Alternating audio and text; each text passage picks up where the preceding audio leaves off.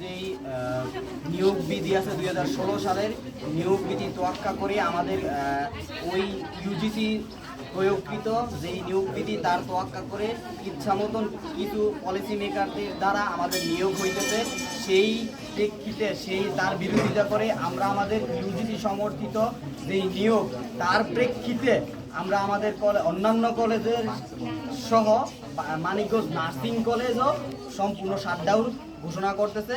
আর এই শাটডাউন আমাদের যতদিন পর্যন্ত আমাদের দাবি না মাইনে নিব ততদিন পর্যন্ত চলবে।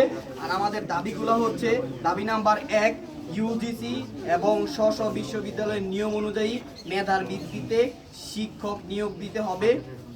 2, গ্র্যাজুয়েট নার্সদের সরাসরি প্রথম শ্রেণী নিয়োগ দিতে হবে। বিএসসি নার্সদের জন্য স্বতন্ত্র অর্গানোগ্রাম ও কেরিয়ার পাথ প্রণয়ন করতে হবে। 4, 2016 সালের নিয়োগ বিধি বাস্তবায়ন করতে হবে।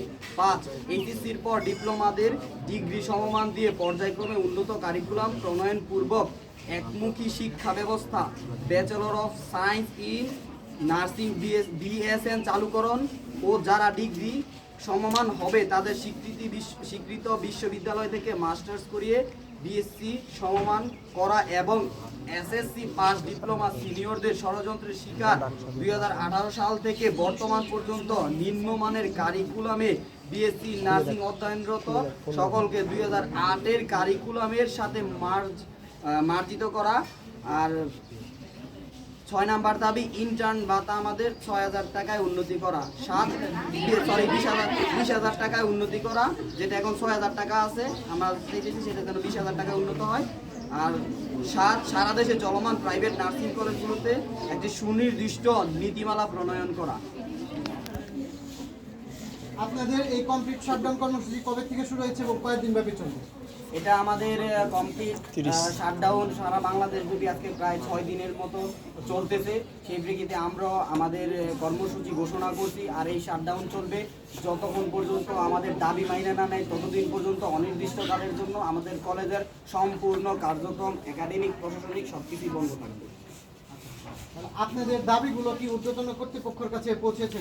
হ্যাঁ জি, আমরা ইতিমধ্যেই আমাদের কেন্দ্রীয়ভাবে যারা আছি সবাই, প্রধান উপদেষ্টা সহ, স্বাস্থ্য উপদেষ্টা সহ সংশ্লিষ্ট সকলকেই সংযুক্তিতে সবাইকে পাঠানোর ব্যবস্থা করে পাঠানো হয়েছে।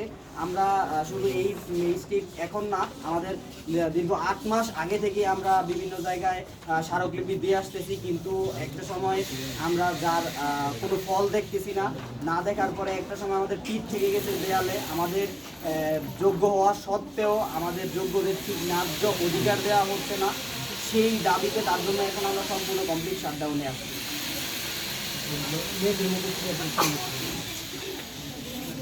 আমি তো দাবি করছি না, আর এখন